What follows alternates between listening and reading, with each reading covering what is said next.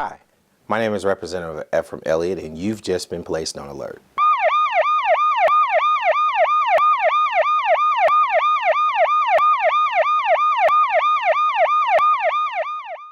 Welcome to the Elliott Alert. I have today my guest, our wonderful Governor, Mike Beebe. Thanks, Governor Beebe, for being on the show today. Good to be with you. Yes, sir. Governor, after more than 4 years on the job, I think everybody in Arkansas understands that the education and economic developing are your top priorities. And UAPB has certainly been one of the beneficiaries of your approach. The agriculture program, which has recently been approved to begin offering a doctoral program, is one of the most unique programs at the university and indeed the country. Why is this program important to UAPB in the state of Arkansas? Well, a program like that did not exist anywhere, not only anywhere in the state, but it didn't exist anywhere in the close surrounding region. There wasn't a PhD in aquaculture anywhere close to Arkansas. Mm-hmm. And Arkansas has a significant investment in the business sector in fisheries, whether it's in bait farms or whether it's in catfish farms or whatever it may be. And things change so rapidly. The diseases that infest the fish population, the commercial fish population, certainly the diseases that end up getting imported from overseas are ever changing, and it's important for all the research to be able to be done to know how to attack those diseases, to know what should be done to protect or to cure, in some instances, fish populations that run into the millions of dollars in terms of the economic investment that some of our fish farmers actually make. And so the research capabilities and the ability to educate more people into that field with that doctoral program at UAPB is important for our aquaculture industry all across Arkansas, particularly southeast Arkansas, but all across Arkansas, and can have an impact all across the country. And I know that you visited there.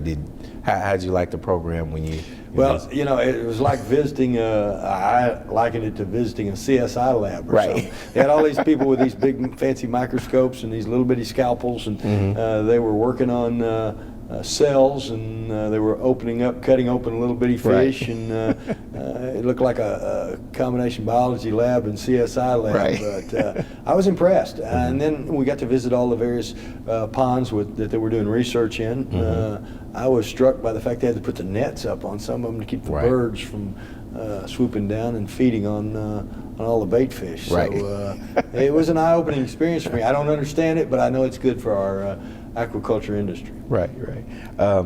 My next question is, I was very proud of the fact that Arkansas was able to invest most of all of its share of President Obama's stimulus package, the one-time capital projects, because of the budget is balanced. Because the budget is balanced, and we do not need to use that money to plug holes for our ongoing operations. Now, UAPB will receive more than $3.3 million of these monies. You made building renovations at our colleges your top priority, and we want to thank you for that.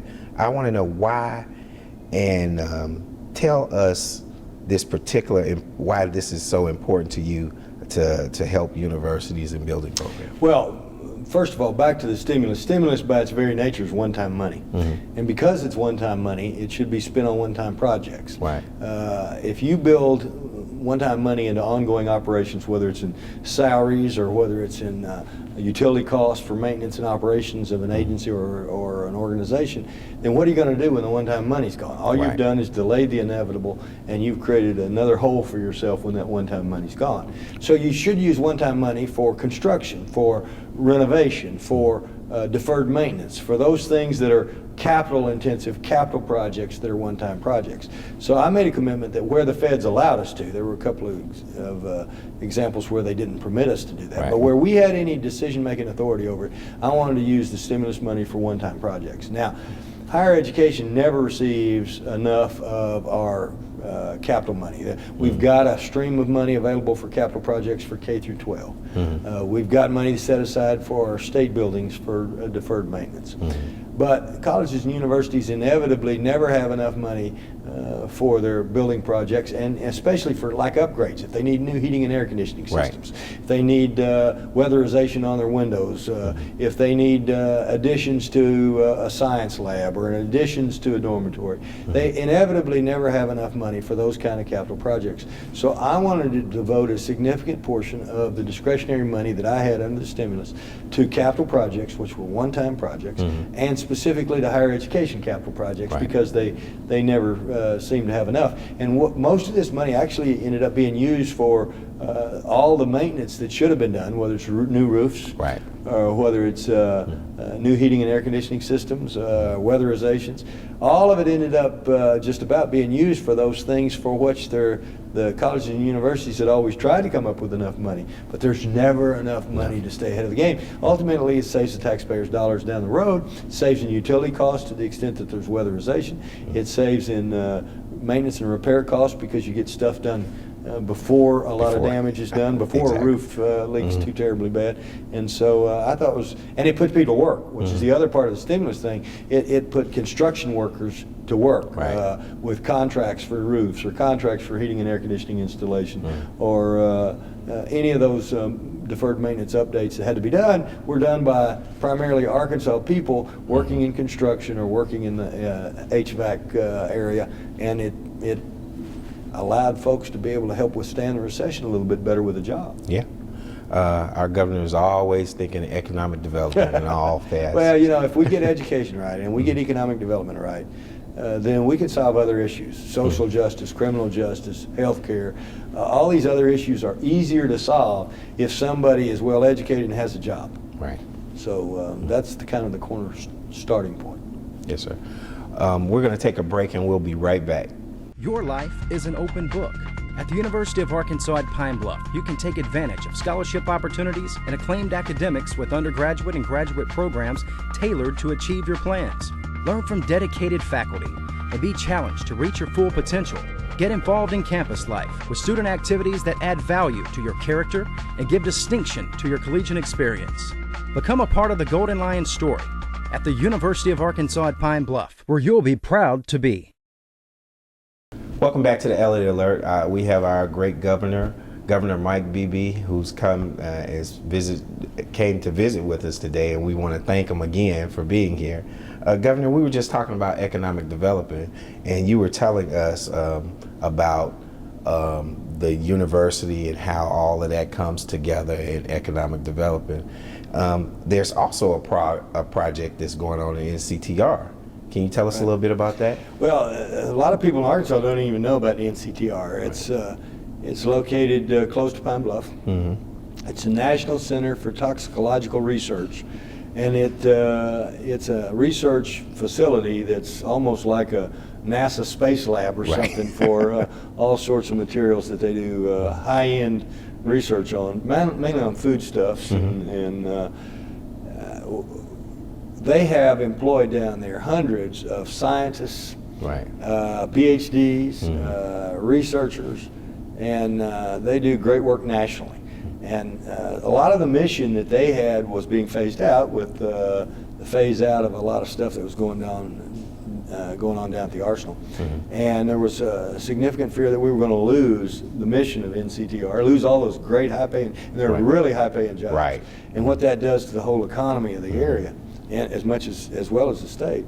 And so we were able to enter into an MOU with the federal government, memorandum of understanding with the federal government to maintain that mission, and to work cooperatively between the state and federal government, keep those jobs going, and keep those high-end researchers busy. And there's a lot of brain power over in that area as well. And I'm just glad that you actually had the vision to help us with that, because losing that area, we can't lose it. We can't lose it. And Governor, I want you to talk a little bit about your Quick Action program. Closing Fund. Yes, sir. Well, the Quick Action Closing Fund is a pot of money that the legislature has given me.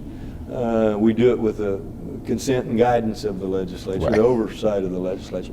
But it's used to close deals actually on economic development, whether it's expansion of an existing business, in rare occasions to keep from losing the existing business and consolidating other plants to Arkansas rather than having the Arkansas plant close down and go to South Carolina or Indiana or somewhere else. And then it's also used to recruit new businesses. And we use it primarily for infrastructure, for capital projects like site preparation, rail spurs, highway entranceways, roadways to a potential plant site. So it's used really for kind of hard assets that'll stay in Arkansas and not be carried off somewhere else. And we have clawback where if the company doesn't do what they're supposed to do, we can get our money back. But it's made a difference in terms of us being able to recruit a lot of the companies that we've been successful in recruiting over the last several years. It's not the most important factor. The quality of the workforce is still the most important factor in being successful in economic development. But it plays a role. The Quick Action Closing Fund allows us to compete with Mississippi or Texas or Nebraska or North Carolina or California or New York or anybody else who may have certain incentives that they're able to offer. This allows us to win some of these battles. In fact, win more often than not some of these battles. And one of the best places, the two best places I think you can spend taxpayer dollars is to educate your people. Exactly. And to create good jobs for them. And this is a job creation use of, and it's taxpayer money, but it's a great job creation use of taxpayer money. Try to keep business and industry getting bigger and better in Arkansas. And we've been able, through that fund, to keep quite a few of them. Right there in Jefferson County area. Right, exactly. But it's not just Jefferson County, although specifically you're right. All over the state. It's been there, but it's all over the state. It's helped people. Now, was this your idea when you came into office? Actually, it was my idea during the campaign, but it wasn't my idea originally. It was brought to me by people during the campaign. And the people that brought it to me were close to Maria Haley, who we've just lost. You know. I'm sorry to hear that. But one of our former AEDC directors, who was in the economic development business down in, or used to be, I think he got out of it, down in Georgia, said, you know, some states have utilized something like this. Arkansas never had anything like this. They certainly never, the legislature when I was in it never gave a governor that kind of discretion. So a lot of people were skeptical, but it's worked out well. And in fact, the first 2 years that we had it, it worked so well that I didn't have to ask for it again. The second 2 years, the legislature did it without even being asked, because it was so, the program's been so successful in either keeping or creating new jobs. Well, we're going to go to break and come right back with our governor. To be a good father is the most important job in a man's life, but it doesn't have to be hard. Play catch, go to a park or visit a zoo, help your child with their homework, sit down together for dinner, ask them how their day was. Things get busy, and sometimes we all fall short. But the smallest moments can have the biggest impact on a child's life. Take time to be a dad today.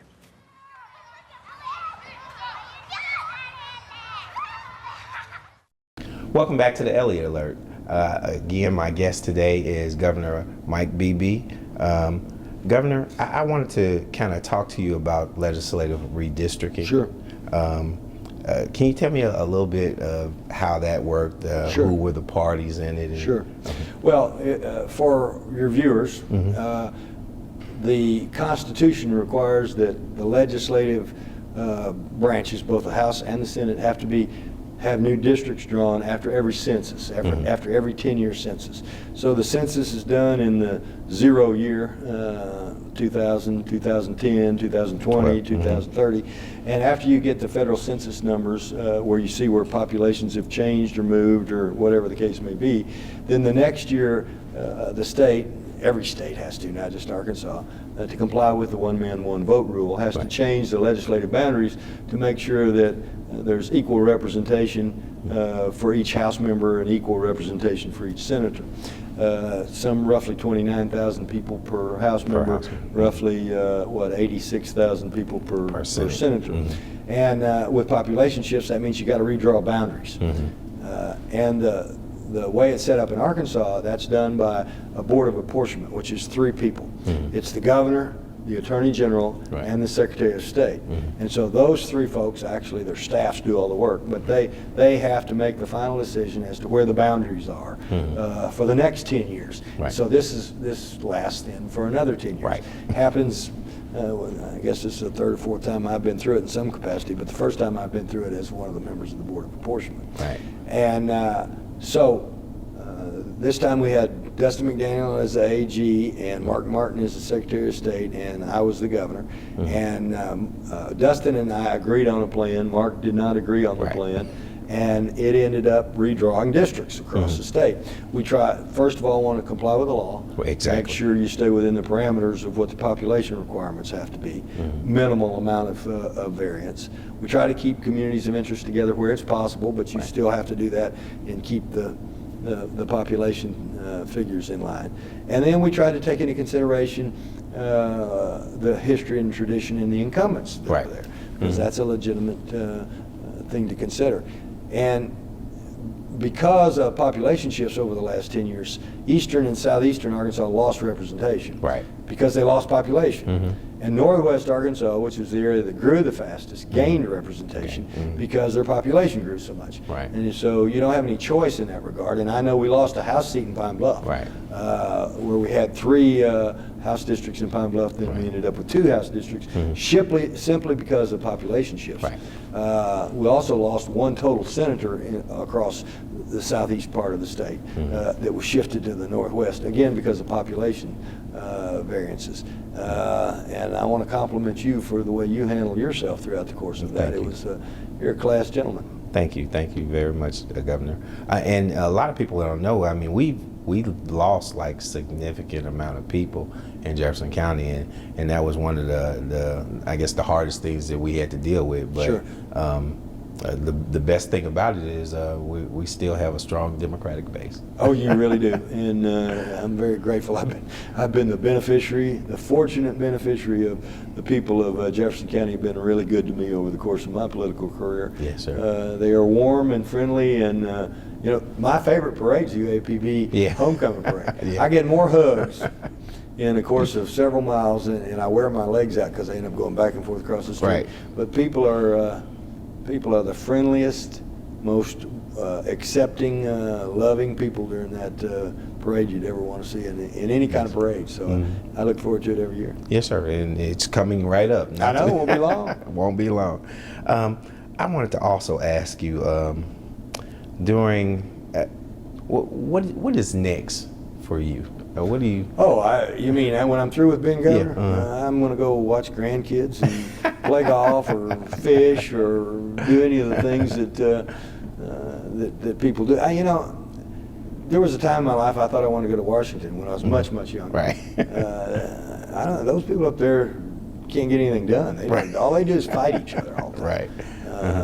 They don't like each other very much, apparently. And I love Arkansas. I have to tell you that the best political job, in my opinion, in the world is being a governor. You can get more done in a more positive fashion than any other office, I think, that exists. So I don't know where you'd go from governor. That's about as good as it gets, I think. Well, I mean, all of the experience that you have, Governor, the great things that you've done in Arkansas, across Arkansas, I would just hate to see all of that. Well, there may be opportunities to teach a little bit, or to lecture a little bit, or to aid somebody once in a while, but I won't be looking for a full-time job. Right. I understand. Also, can you tell me a little bit about UAPB? I know that you have helped UAPB so much, and some of our viewers may not know, but you've helped them through the General Assembly. You've helped them with other projects.